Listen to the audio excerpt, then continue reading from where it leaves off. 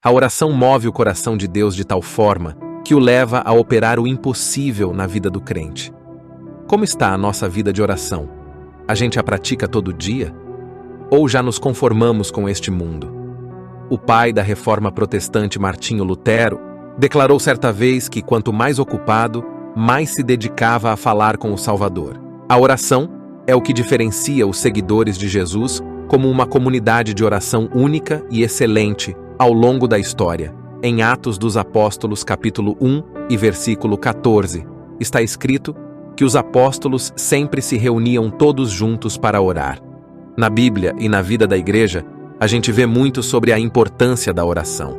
Mas o que vem a ser esse negócio de oração que nos aproxima do amor de Deus? Oração é o ato pelo qual o crente, através da fé em Cristo Jesus e mediante a ação intercessora do Espírito Santo, aproxima-se de Deus com o propósito de adorá-lo, render-lhe ações de graça, interceder pelos salvos e pelos não salvos e apresentar-lhe as petições de acordo com a vontade de Deus. Em João 15:16 diz: Não fostes vós que me escolhestes a mim, pelo contrário, eu vos escolhi a vós outros e vos designei para que vades e deis fruto, e o vosso fruto permaneça, a fim de que tudo quanto pedirdes ao Pai em meu nome, Ele vos conceda. Na primeira carta de João 15 e versículo 14 nos fala: E esta é a confiança que temos para com Ele, que se pedirmos alguma coisa segundo a sua vontade, Ele nos ouve. A Bíblia ensina muito sobre oração. Ensina que o crente precisa buscar a Deus, mostra histórias de pessoa que sempre buscava a presença dEle e nos faz entender que Ele ouve as nossas orações. Oração é o ato reverente e piedoso através do qual o crente adora e se aproxima de Deus mediante a intercessão de nosso Senhor Jesus Cristo. O pastor e erudito inglês Matthew Henry falou uma vez sobre um dos propósitos da oração.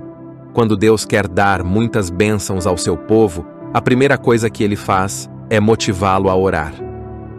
Às vezes, a gente sente vontade de orar mais quando precisa tomar uma decisão ou está passando por momentos difíceis. Não dá para viver longe de Deus. O autor do Salmo 27 sempre ouvia Deus chamando para passar tempo com Ele, de manhã cedo ou tarde da noite. E você tem sentido vontade de estar perto de Deus? Ou está difícil ouvir Ele? O pastor norte-americano Warren Wiersbe nos lembra que não devemos só pedir ajuda a Deus. Devemos querer estar perto dEle.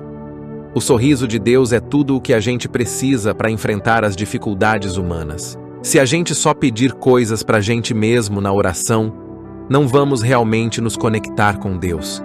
Mas se a gente agradecer por tudo, até pelos momentos difíceis, a gente vai ver os cuidados de Deus todos os dias. O salmista não era egoísta.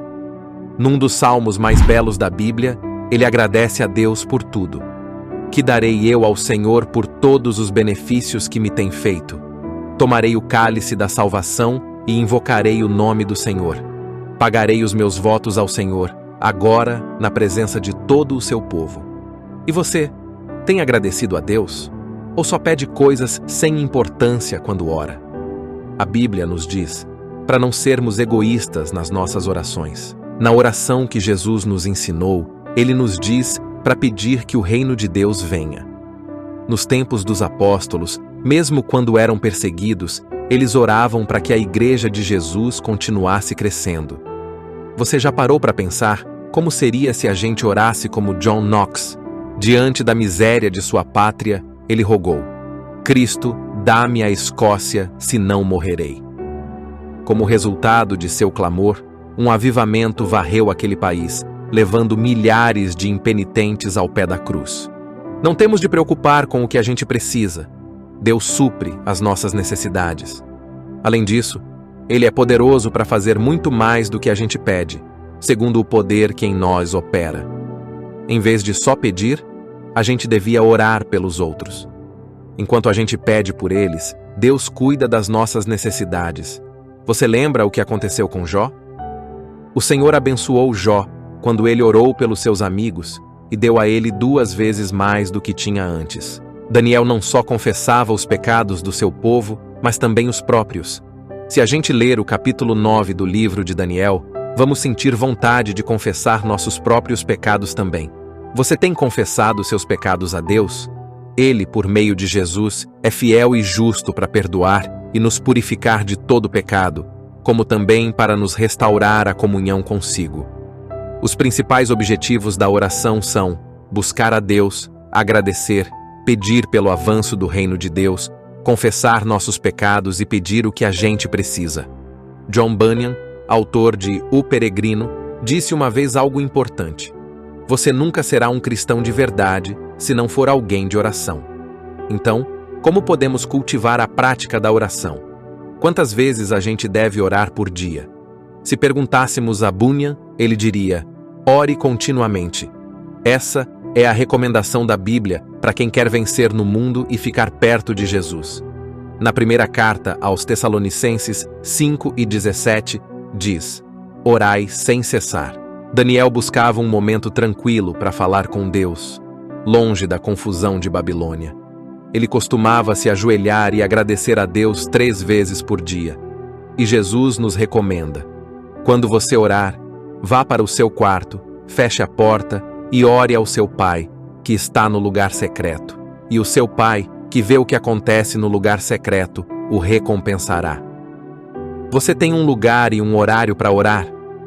Quando você estiver orando, não admita interferências. Desligue o telefone, o celular, o computador.